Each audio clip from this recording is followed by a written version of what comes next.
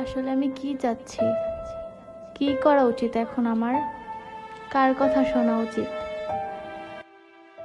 দরজার নিচ থেকে একটি অদৃশ্য চিঠি ঢুকতে দেখা যায়।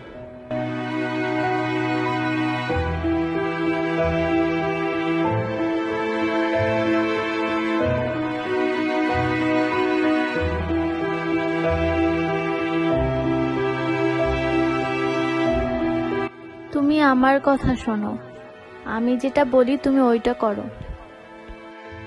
এভাবে প্রতিদিন একটা একটা করে তার কাছে চিঠি আসতে থাকে।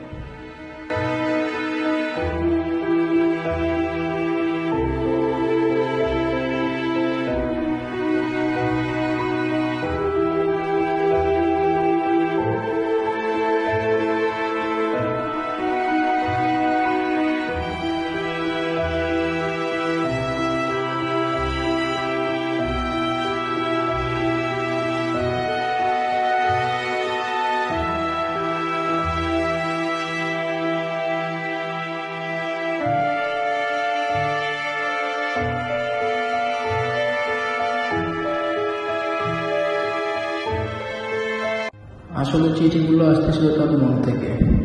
তার মনে তাকে বলে দিতেছিল তার কি করা উচিত, সে কি করবে। সে বুঝতে পারছে বিষয়টা, এখন সে তার মনের কথাই শুনবে।